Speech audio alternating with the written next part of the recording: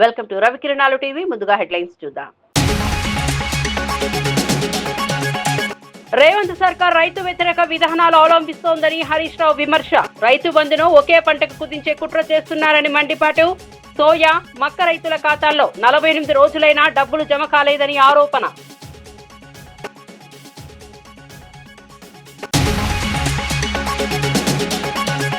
కైలాసగిరిపై glass bridge ప్రారంభం.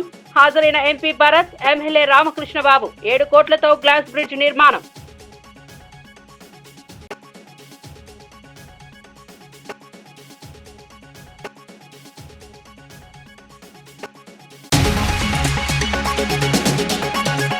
పేదల సేవలో ప్రజావేదిక కార్యక్రమంలో పాల్గొన్న ముఖ్యమంత్రి. సూపర్ 6 ను కొంతమంది ఎగతాళి చేస్తే తాము సూపర్ హిట్ చేశామని వ్యాఖ్య. తెలంగాణ సహా పొరుగు రాష్ట్రాల్లో అమలు చేయని సంక్షేమ పథకాలు అమలు చేస్తున్నామన్న చంద్రబాబు.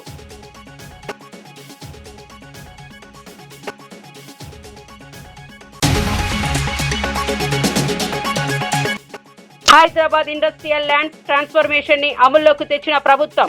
హెల్త్ పాలసీలో వేల కోట్ల రూపాయల కుంభకోణం ఉందని బీజేపీ ఆరోపణ. హెల్త్ పాలసీ పేరుతో అక్రమాలు జరగకుండా చర్యలు తీసుకోవాలని గవర్నర్ కు విజ్ఞప్తి.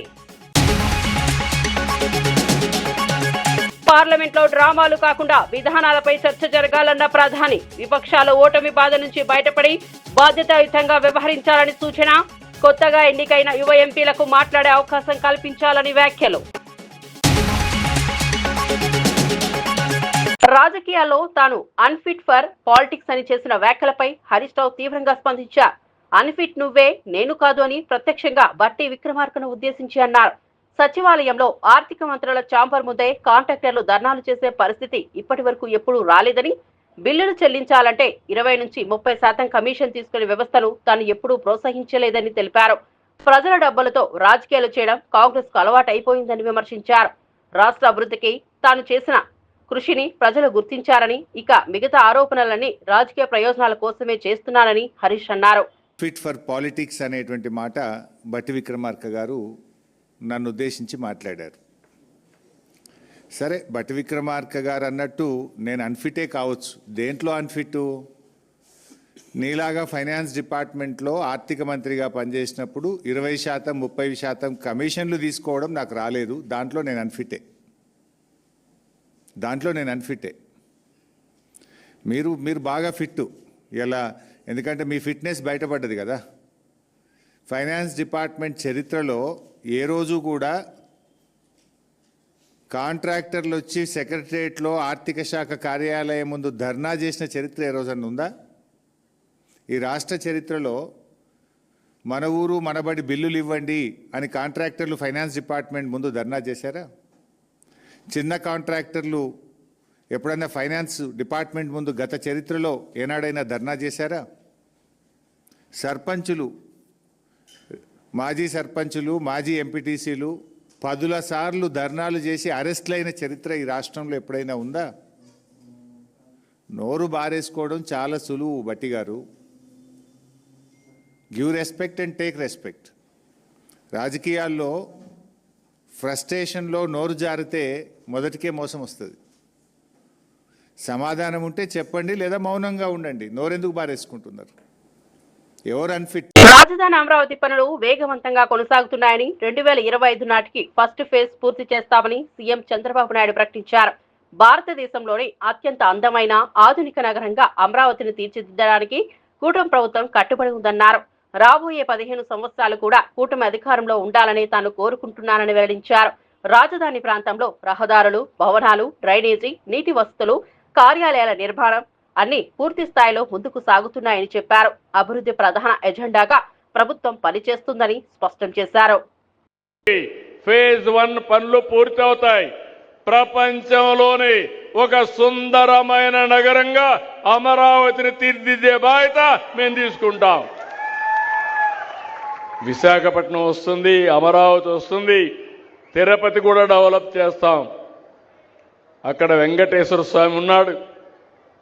వెంకటేశ్వర స్వామి పేరు చెప్తే ప్రపంచంలో ఉండే హిందూస్ అంతా తిరుపతికి వచ్చే పరిస్థితికి వస్తారు. దాన్ని కూడా డెవలప్ చేస్తాం. కానీ మీరు పదే మా మిత్రుడు పవన్ కళ్యాణ్ గారు చెప్తా ఉంటారు. రాబోయే 15 సంవత్సరాలు ఎన్డీఏ ప్రభుత్వం ఈ రాష్ట్రంలో ఉండాలనేది ఒక ఆకాంక్ష. దేశంలో అత్యధికంగా పింఛన్లు అందజేస్తున్న రాష్ట్రం ఆంధ్రప్రదేశ్ అని హోంమంత్రి అనితా వంగల్పూడి పేర్కొన్నారు. ఉదయం మొదలుకొని ఇంటింటికి వెళ్లి పింఛన్లు అందజేయడం ద్వారా ప్రజలకు ఇబ్బందులు లేకుండా సేవలు అందిస్తున్నామని చెప్పారు. ఒక్క డిసెంబర్ నెలలోనే 63,25,999 మంది లబ్ధిదారులకు పింఛన్లు చేరాయని వివరించారు. వృద్ధులు, వికలాంగులు, ఒంటరి మహిళలు, కూలీలు వంటి వర్గాలకు ప్రభుత్వ మద్దతు ధర ఎంతో అవసరమని, అది సమయానికి అందించడం ప్రభుత్వ బాధ్యత అని తెలిపారు. పూర్తిస్థాయి పారదర్శకతతో పింఛన్ సర్వీసులు అందిస్తున్నామని, జిల్లాల వారీగా మానిటరింగ్ మరింత బలోపేతం చేస్తున్నట్లు మంత్రి తెలిపారు. భారతదేశం మొత్తం మీద చూసుకుంటే పెన్షన్లు కూడా అతి ఎక్కువగా పెన్షన్లు ఇచ్చేది కూడా ఆంధ్రప్రదేశ్లో ఉన్న సంగతి కూడా మనందరికీ కూడా తెలుసు. ప్రత్యేకంగా ఈరోజు మనం పెన్షన్ సంగతి చూసుకుంటే ఒక్క డిసెంబర్ నెలలోనే 63,25,999 మందికి ఈరోజు పెన్షన్లు ఇవ్వడం జరుగుతుంది. దాని పెన్షన్ రూపంలో సుమారు ఈ ఒక్కరోజు 2,739 కోట్ల రూపాయలు పెన్షన్ రూపంలో ఈరోజు పేదవాళ్ళకి ఇవ్వడం జరుగుతుంది. ఇందులోని మనకంటే 13% మన రాష్ట్ర జనాభాలో 13% ఈరోజు పెన్షన్ రూపంలో మనం అందరికీ కూడా ఇచ్చే పరిస్థితి ఉంటే, అందులో 53% ఓన్లీ మహిళలే ఇంచుమించుగా మనకి ఎక్కువ మంది పెన్షన్లు తీసుకునే పరిస్థితి కూడా కనిపిస్తూ ఉంది. ఖమ్మం జిల్లాలో వరదలకు ప్రధాన కారణంగా నిలిచిన మున్నేరు నదిపై రీటర్నింగ్ వాల్ పనులు త్వరితగతిన పూర్తి చేయాలని మంత్రి తుమ్మల నాగేశ్వరరావు అధికారులను ఆదేశించారు. వర్షాకాలంలో నది ఒడ్డున గ్రామాలు వరద ముప్పును ఎదుర్కొంటున్నాయని, ప్రజల ప్రాణాలు, ఆస్తులు రక్షించడానికి తక్షణ చర్యలు తప్పనిసరి అని మంత్రి పేర్కొన్నారు. ఇప్పటికీ నష్టం జరిగిన ప్రాంతాలను అధికారులు సందర్శించి నివేదికలు సమర్పించాలన్నారు. పనుల్లో నిర్లక్ష్యం జరిగితే కఠిన చర్యలు తీసుకుంటామని హెచ్చరించారు. రాబోయే సీజన్లో ఎలాంటి ప్రమాదాలు తలెత్తకుండా ముందస్తు చర్యలు తీసుకోవాలని అన్ని శాఖలకు సూచించారు.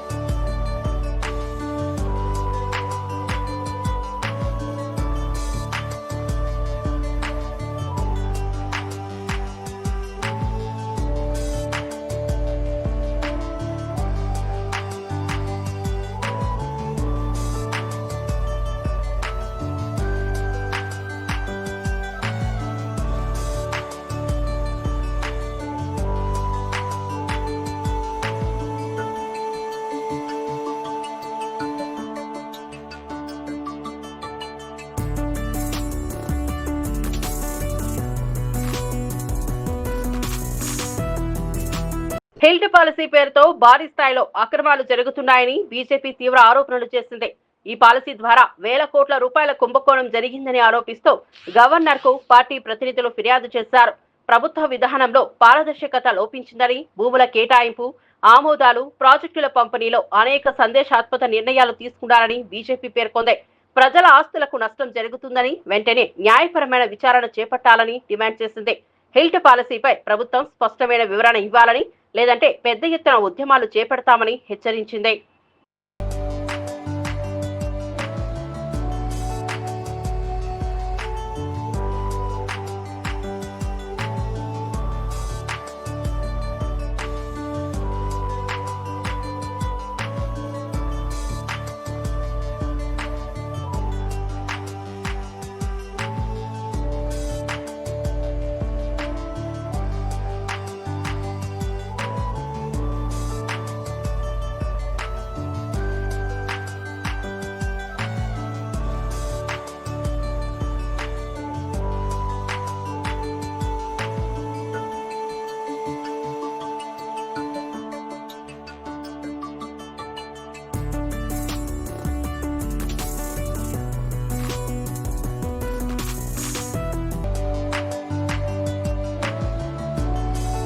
ప్రపంచ ఎయిడ్స్ దినోత్సవం సందర్భంగా Razole community health centre ICDC విభాగం ఆధ్వర్యంలో అవగాహన ర్యాలీ నిర్వహించారు. టీడీపీ ఇన్ఛార్జ్ గొళ్లపల్లి అమూల్య జెండా ఊపి ర్యాలీని ప్రారంభించగా హెల్త్ సూపరింటెండెంట్ ఎన్ డయానా, కౌన్సిలర్ ప్రతాప్, ప్రజాప్రతినిధులు కలిసి ప్రజలకు అవగాహన కల్పించారు. ర్యాలీ హెల్త్ సెంటర్ నుండి గాంధీ బొమ్మ కూడలి మీదుగా ప్రభుత్వ డిగ్రీ కాలేజ్ వరకు సాగింది. ఎయిడ్స్ పై అపోహలను తొలగించడం, నిరోధక చర్యలపై ప్రజలకు స్పష్టమైన సందేశం చేరవేయడమే లక్ష్యమని నిర్వాహకులు తెలిపారు. ప్రతి సంవత్సరం డిసెంబర్ 1న నిర్వహించే ఈ కార్యక్రమం సమాజ ఆరోగ్యానికి ఎంతో ముఖ్యమని వైద్యులు చెప్పారు. ఎటువంటి మనం చర్యలు తీసుకోవాలనేది ఒక గుర్తుగా మన ప్రజల్లోకి తీసుకెళ్ళడానికి ఈ డేని మనం జరుపుకోవడం జరుగుతుందండి. మనం 2 decades back HIV syndrome, AIDS గా చెప్పబడుకునే ఈ మాటల వల్ల జరిగిన కుటుంబాలకి జరిగిన అన్యాయాన్ని మనం ఒక్కసారి స్మరించుకుందాము. అలాగే భయభ్రాంతులు కాకుండా ఎలాగ సమాజంలో హెచ్ఐవికి బారిన పడిన వాళ్ళు కూడా మనం యాక్సెప్ట్ చేయాలి, ఆ సిచ్యువేషన్ యాక్సెప్ట్ చేయాలి. ఇది ఒకరి ద్వారా ఒకరికి ఒక బ్రీతింగ్ ద్వారానో లేదంటే టచ్ ద్వారానో ఈ సిండ్రోమ్ అనేది అటాక్ అవ్వదు అని ఆల్మోస్ట్ జనాల్లో ఒక అవగాహన ఉంది. బట్ సోషల్ మూవింగ్లో కూడా వాళ్ళకి మనం కొంచెం కోఆపరేట్ చేయాలి. 90% of this HIV syndrome human deficiency, immune deficiency అనేది జరుగుతుంది.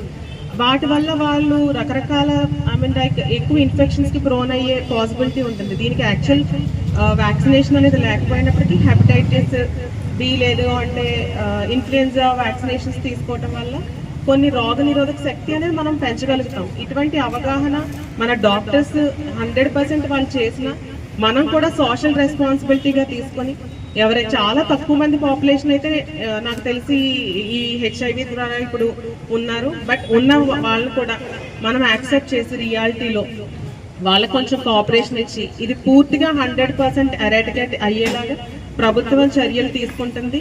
సోషల్ రెస్పాన్సిబిలిటీ కూడా మనం కూడా తీసుకొని దీన్ని యాక్సెప్ట్ చేసి ప్రజలకు మనం కొంచెం అవగాహన కలిగించి వాళ్ళకి తోడ్పాటుగా ఉండాలని నేను మనస్ఫూర్తిగా కోరుకుంటున్నాను.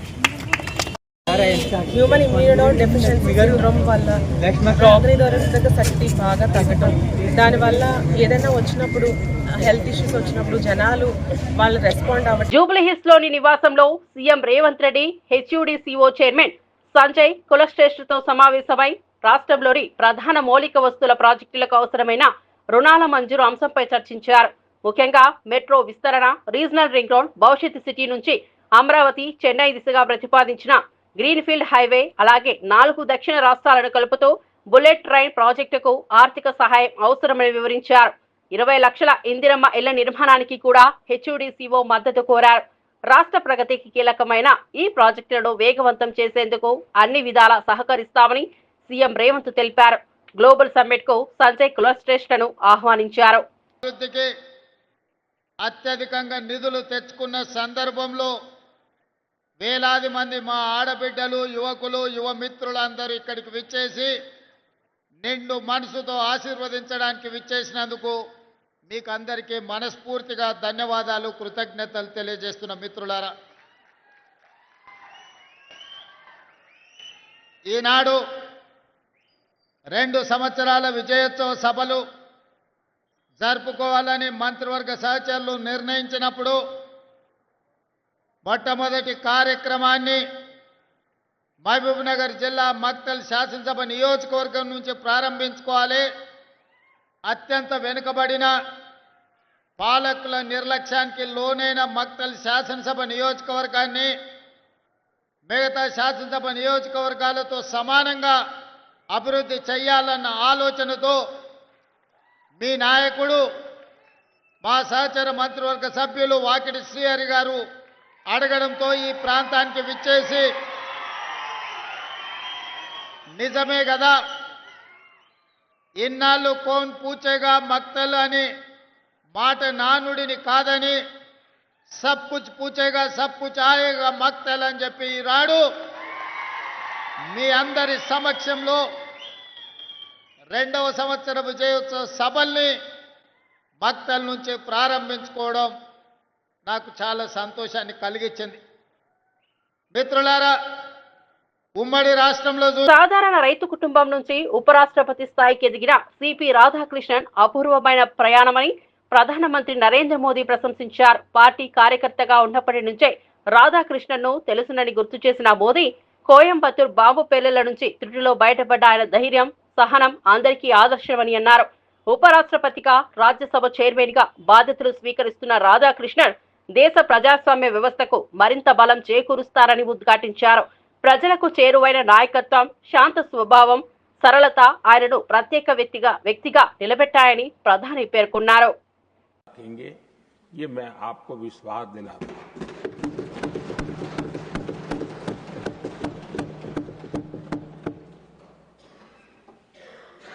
हमारे सभापति जी एक सामान्य परिवार से आ रहे हैं, किसान परिवार से निकले हैं और पूरा जीवन समाज सेवा के लिए समर्पित किया है। समाज सेवा ये उनकी निरंतरता रही है। राजनीतिक क्षेत्र उसका एक पहलू रहा है, लेकिन मुख्य धारा समाज सेवा की रही है। समाज के प्रति समर्पित होकर के जितना कुछ अपने युवा काल से लेकर अब तक वो करते आए हैं, करते रहे हैं, वो हम सभी समाज सेवा के प्रति रुचि रखने वाले लोगों के लिए एक प्रेरणा है, एक मार्गदर्शन है। ఇట్వా తుఫాన్ ప్రభావంతో శ్రీకాళహస్తి పట్టణంలో ఎడతెరిపి లేని వర్షం కురుస్తోంది. ఆలయాన్ని దర్శించుకునేందుకు వచ్చే భక్తులు వర్షంలో తడుస్తూ ఆవరణలోకి చేరడానికి తీవ్ర ఇబ్బందులు పడుతున్నారు. పరిసర ప్రాంతాల్లో నీరు చేరే పరిస్థితులను పరిశీలిస్తూ స్థానిక అధికారులు అప్రమత్తంగా వ్యవహరిస్తున్నారు.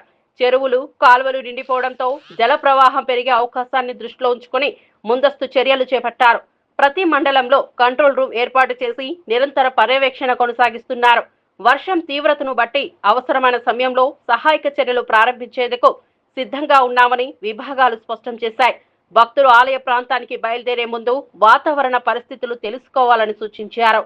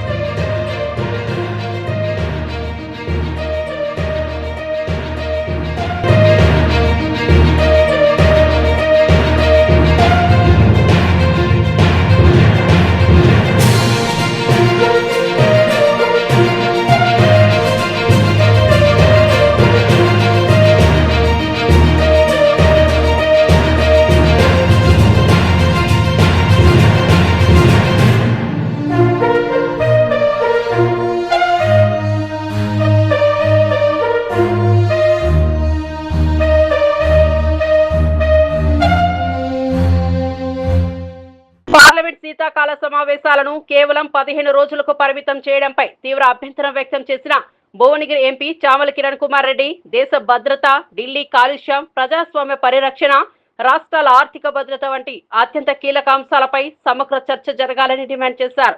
తెలంగాణకు రావాల్సిన నిధులు, ప్రకృతి విపత్తుల సహాయం వంటి అంశాలపై కేంద్రం వైఖరిని ప్రశ్నిస్తామని స్పష్టం చేశారు. విపక్ష ఎంపీలతో కలిసి పార్లమెంట్లో బలమైన పోరాటం చేస్తామని తెలిపారు. ప్రజల ప్రయోజనాలను కాపాడడం తమ ప్రాధాన్యత అని చామల పేర్కొన్నారు. డిసెంబర్ వింటర్ సెషన్లో ఏమాత్రము చర్చలు జరగొద్దనే విధంగానే పెట్టినట్టుగా కనపడుతుంది. ఎందుకంటే ఈరోజు భారతదేశంలో చాలా ఇష్యూస్ మీద చర్చించాల్సిన అవసరం ఉంది ఈ పార్లమెంట్లో. ఎందుకంటే సెక్యూరిటీ అనేది, ప్రజల కోసం సెక్యూరిటీ అనేది ఒక అంశం, మొదటి అంశం. ఎందుకంటే ప్రజలకు ఈరోజు ఎర్రకోట దగ్గరనే బాంబ్ బ్లాస్ట్ జరిగే పరిస్థితి వస్తే మరి హోమ్ అఫేర్స్ ఏం చేస్తున్నట్టు? మరి ఇది జరగాలి కదా చర్చ. దాంతోపాటు ఈరోజు డెమోక్రసీ మీద సెక్యూరిటీ అంటే ఏదైతే ఓటు హక్కును వినియోగించుకునే పరిస్థితి ఉన్నప్పుడు ఎస్ఐఆర్ పేరిట మీరు ఎంతో మంది ఓటు హక్కులను కాలరాసే ప్రయత్నం చేసి మీరు అధికారంలో పర్మనెంట్ గా ఉండాలన్న ఆలోచనతో ముందుకు పోయే విధంగా ఉంది. అంటే దాని గురించి కూడా ఈరోజు సెక్యూరిటీ ఆఫ్ డెమోక్రసీ అంటారు. మొదటిదేమో సెక్యూరిటీ ఆఫ్ పీపుల్, అంటే ఎక్కడ పడితే అక్కడ ఈ యొక్క టెర్రరిస్ట్ అటాక్స్ అవుతుంటే దాని మీద చర్చ జరగాల్సిన అవసరం ఉంది. పార్లమెంట్ అనే దగ్గరనే కదా చర్చ చేయాల్సింది. మరి మీరు 15 రోజులల్లా మొత్తం పార్లమెంట్ పెట్టి దాన్ని ఆపాలనే ప్రయత్నిస్తారు. మూడో అంశం కూడా చెప్తా, సెక్యూరిటీ ఆఫ్ హెల్త్. నిన్న సాయంత్రం నేను ఢిల్లీలో కాలు పెట్టేటప్పటికి 7 గంటలకు కాలు పెడితే అప్పుడు ఏక్యూఐ లెవెల్ చెక్ చేస్తే 272 ఉంది. వారం రోజుల క్రితం 390 దాకా రీచ్ అయినట్టుగా చెక్ చేసిన నేను. అంటే ఎటు పోతున్నాం మనం? అంటే దీని మీద చర్చ జరగొద్దా? ఇట్లనే ఉంచుదామా ఈ ఢిల్లీ నగరాన్ని, ఇంకా వేరే నగరాలని భారతదేశంలో? వీటి గురించి చర్చ జరగాల్సిన అవసరం ఉంది. ఎందుకు, కారణాలు ఏంటి, ఈ కారణాలను ఎట్లా అధిగమించాలనే చర్చ జరగకుండానే మీరు 15 రోజులలో దీన్ని, ఈ పార్లమెంట్ సభల్ని మీరు తొందరగా పెట్టి మీకు ఏదో నచ్చిన విధంగా నడుపుకొని వదిలేసే విధంగా మీరు ముందుకు పోతున్నట్టుగా క్లియర్ గా కనపడుతుంది. ఇకపోతే సెక్యూరిటీ, ఎకనామిక్ సెక్యూరిటీ అంటే అసలు రాష్ట్రాలకు రావాల్సిన బడ్జెట్, ఇప్పుడు మా రాష్ట్రానికి, తెలంగాణ రాష్ట్రంలో ఉన్నటువంటి పరిస్థితులు, రాష్ట్రానికి రావాల్సిన ప్రాజెక్టుల మీద చర్చ జరగాల్సిన అవసరం ఉంది. సో సెక్యూరిటీ ఆఫ్ ఎకనామీ అనేది లేకుండా చేసారు. వాళ్ళ ఇష్టానుసారంగా, వాళ్ళకి ఇష్టానుసారంగా ఏ రాష్ట్రాలకు ఏమి ఇవ్వాలనో వాళ్ళు ఇచ్చుకుంటూ, ఈ 18వ లోక్సభలో వాళ్ళకు బీహార్కి అవసరమైతే బీహార్కి, చంద్రబాబు నాయుడు ఆంధ్రప్రదేశ్కి అవసరమైతే ఆంధ్రప్రదేశ్కి ప్రాజెక్టులు ఇవ్వాలన్న ఆలోచనతో ముందుకు పోతున్నారు. కేవలం 18th లోక్సభలో వాళ్లకు పట్టు కోల్పోకుండా ఉండాలి వారిని చెప్పి వాళ్ళకు ఉన్నటువంటి అలయన్స్ పార్టీలకు మద్దతుగా వాళ్ళు ఒక ఎకనామీని నడుపుతున్నారు తప్ప భారతదేశం మొత్తాన్ని ఒకే ఎకనామీ కింద నడుపుతలేరు. ఇక 4వది పోతే ఈ రోజున్న పరిస్థితి నేచురల్ ఎకనామీ, అంటే నేచర్ ఎకనామీ. అంటే మీరు చూస్తున్నారు, అటు హిమాచల్ ప్రదేశ్ లాంటి కాంగ్రెస్ పాలిత రాష్ట్రాలలో కంటిన్యూగా ఫ్లడ్స్, ల్యాండ్ స్లైడ్స్, హరికేన్స్, భారతదేశ వ్యాప్తంగా అస్సాంలో. మరి ఇవన్నీ కూడా ప్రజలకు ఈ రోజు ఫ్లడ్స్ ప్రతి దగ్గర, నిన్న తమిళనాడు, అంతకుముందు ఆంధ్రప్రదేశ్, ప్రతి దగ్గర, ఈవెన్ తెలంగాణలో కూడా ప్రతి దగ్గర ఆర్థికంగా నష్టపోయి రైతులు ఇప్పుడు ఫ్లడ్ రిలీఫ్ ఫండ్స్ కోసం అందరం అడుగుతున్నాం. విశాఖ నగరంలోని ప్రసిద్ధ పర్యాటక కేంద్రం కైలాసగిరిపై నిర్మించిన 7 కోట్ల విలువైన గ్లాస్ బ్రిడ్జ్ ని ఎంపీ శ్రీ భరత్, మేయర్ పీలా శ్రీనివాసరావుతో కలిసి ప్రారంభించారు. ఈ కార్యక్రమానికి MLA Velagapudi Ramakrishna Babu, VMRDA chairman Pranav Gopal కూడా హాజరయ్యారు. అద్భుతమైన సముద్ర దృశ్యాలను, నగర అందాలను ఎత్తైన స్థానం నుంచి గ్లాస్ బ్రిడ్జిపై నిలబడి వీక్షించడం పర్యాటకులకు ప్రత్యేక అనుభూతిని ఇస్తోందని స్థానికులు ఆనందం వ్యక్తం చేస్తున్నారు. విశాఖ పర్యాటక రంగాన్ని మరింత బలోపేతం చేసే ప్రాజెక్టుగా ఇది నిలుస్తుందని అధికారులు పేర్కొన్నారు.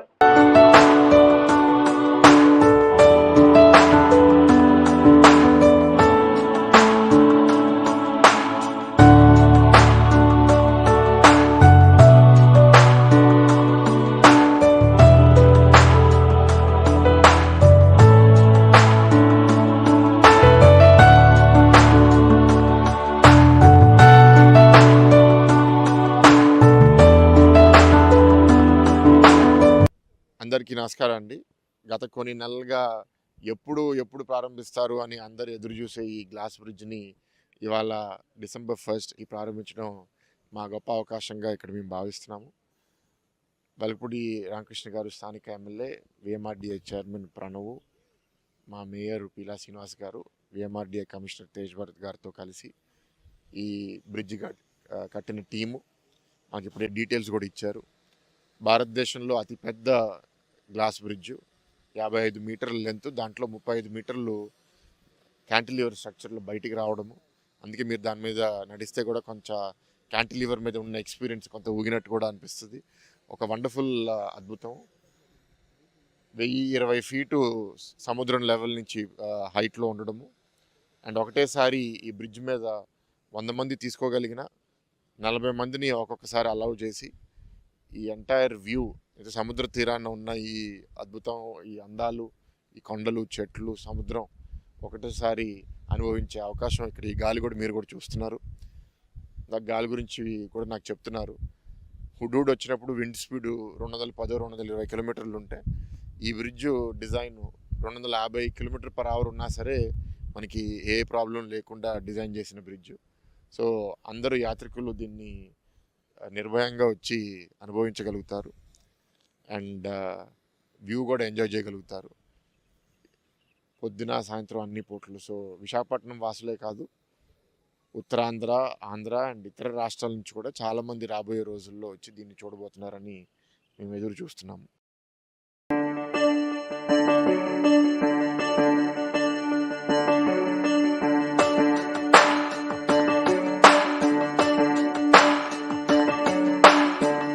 వార్త వివరాల్లోకి వెళ్తే, బీహార్లో జరిగిన తాజా ఎన్నికల్లో ప్రజలు భారీ సంఖ్యలో పోలింగ్ కేంద్రాలకు చేరుకుని ఓటు హక్కును వినియోగించడం ప్రజాస్వామ్య బలమని ప్రధాని నరేంద్ర మోదీ ప్రశంసించారు.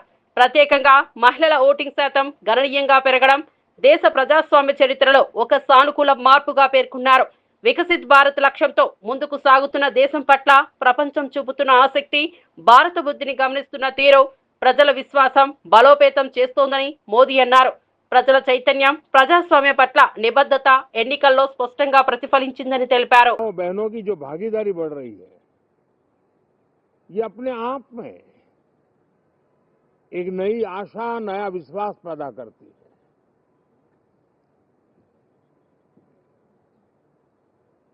एक तरफ लोकतंत्र की मजबूती और इस लोकतांत्रिक व्यवस्थाओं के भीतर अर्थतंत्र की मजबूती, इसको भी दुनिया बहुत बारीकी से देख रही है. भारत ने सिद्ध कर दिया है डेमोक्रेसी कैन डिलीवर. जिस गति से आज भारत की आर्थिक स्थिति नई ऊंचाइयों को प्राप्त कर रही है, विकसित भारत के लक्ष्य की ओर जाने में ये हमें नया विश्वास तो जगाती है, नई ताकत भी देती है. साथियों,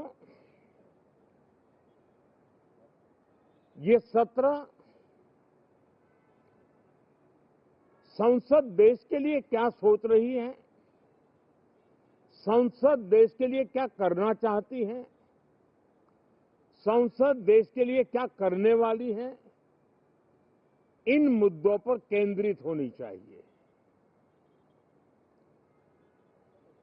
विपक्ष भी अपना दायित्व निभाएं, चर्चा में ऐसे मुद्दे उठाएं, मजबूत मुद्दे उठाएं, पराजय के निराशा में से बाहर निकल करके आए. और दुर्भाग्य है कि एकाध दो दल तो ऐसे हैं कि वो पराजय भी नहीं पचा पाते. వార్తలు ముగించే ముందు ముఖ్యాంశాలు మరోసారి. రేవంత్ సర్కార్ రైతు వ్యతిరేక విధానాలు అవలంబిస్తోందని హరీష్ రావు విమర్శ. రైతు బంధును ఒకే పంటకు కుదించే కుట్ర చేస్తున్నారని మండిపాటు. సోయా, మక్క రైతుల ఖాతాల్లో 48 రోజులైనా డబ్బులు జమ కాలేదని ఆరోపణ.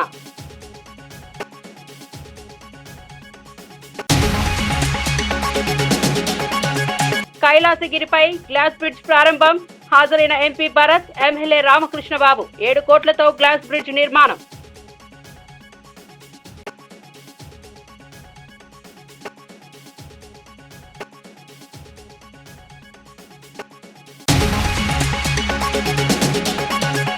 పేదల సేవలో ప్రజావేదిక కార్యక్రమంలో పాల్గొన్న ముఖ్యమంత్రి. సూపర్ 6 ను కొంతమంది ఎగతాళి చేస్తే తాము సూపర్ హిట్ చేశామని వ్యాఖ్య. తెలంగాణ సహా పొరుగు రాష్ట్రాల్లో అమలు చేయని సంక్షేమ పథకాలు అమలు చేస్తున్నామన్న చంద్రబాబు.